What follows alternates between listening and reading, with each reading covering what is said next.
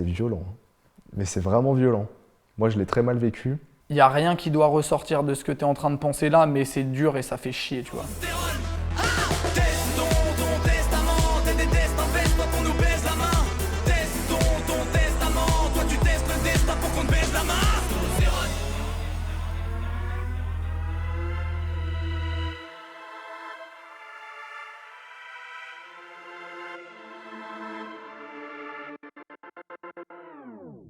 Alors sur le moment, t'arrives, parce que du coup, t'es en équipe, t'es dans le van, tout se passe trop bien.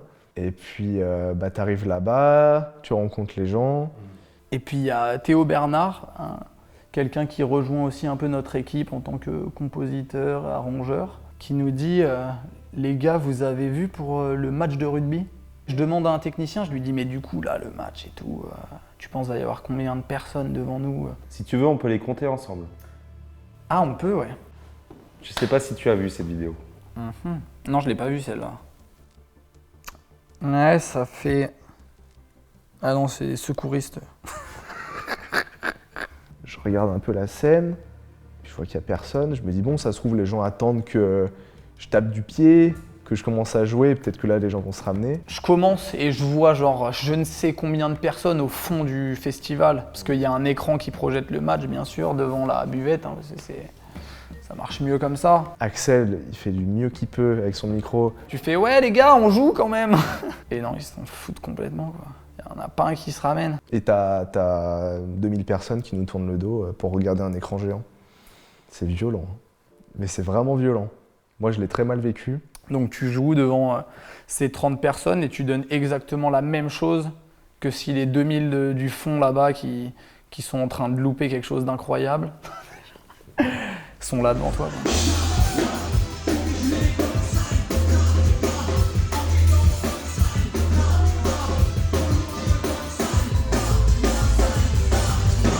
T'es musicien, t'es censé être professionnel, t'es sur un gros festival, tu peux pas te foirer, quoi. Genre, même s'il y a personne, même s'il y a une personne, t'es obligé d'assurer, parce que c'est un travail en vrai.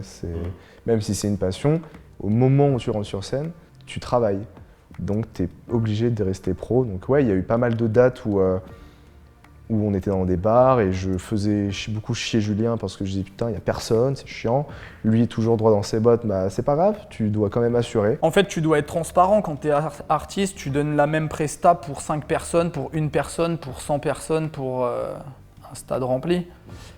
Et je pense que c'est ce qu'on a fait, du moins ce qu'on a essayé de faire. Ils ont tenu la scène, ils ont fait le show jusqu'au bout. Je pense qu'ils ont bien travaillé le truc, bien étudié aussi ce genre de cas, ce genre de concept aussi, parce que tu arrives, tu as les étoiles dans les yeux, grosse config, tu peux t'imaginer plein de choses, tu te fais des fois des fausses idées, tu te mets des étoiles dans les yeux tout seul des fois. Si tu délivres une performance qui est à 50% au lieu de 100, peu importe le nombre de gens qu'il y a dans le public, bah c'est pas un métier qui est fait pour toi. Genre, tu dois assurer du début à la fin. Mais c'est vrai que l'état mental est différent de ce que tu présentes, tu vois.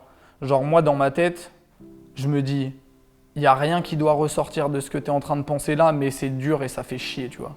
Après, tu te dis, pas grave, la prochaine fois qu'on y retournera, on sera encore plus fort et là, ils seront encore moins prêts, quoi.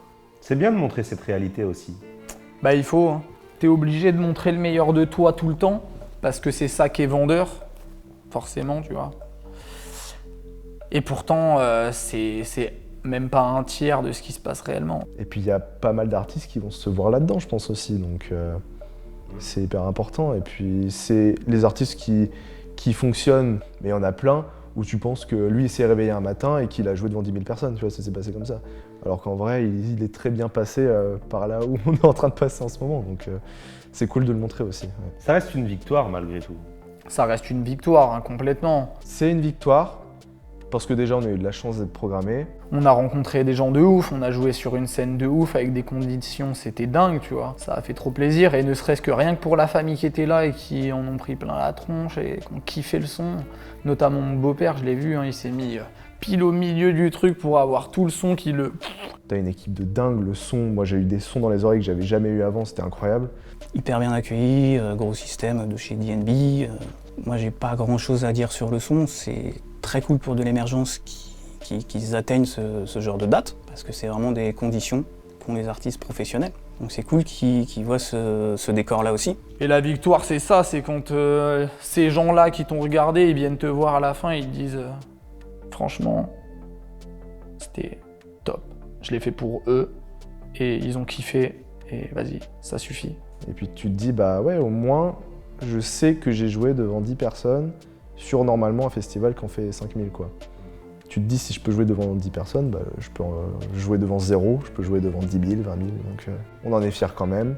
Ces instants-là où tu vas en chier un peu, c'est rien par rapport à ce qui t'attend et qu'il faut les gérer et que de toute façon, tu auras oublié le moment où c'est dur, tu vois.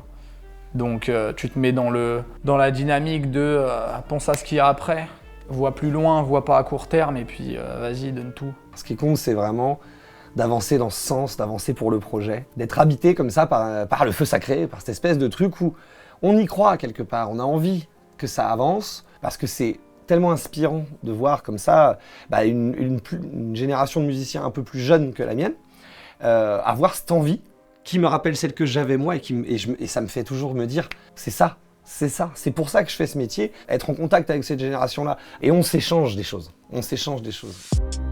Suspendu dans nos lendemains, les aiguilles tournent même quand nos temps s'arrêtent. Vous vivez dans un monde à 1000 à l'heure avec tous vos projets. Là, on parlait des défaites. Il y a forcément des moments de doute qui s'installent. Comment on les vit, ces moments de doute? Comment on les vit? Eh ben, comme on peut.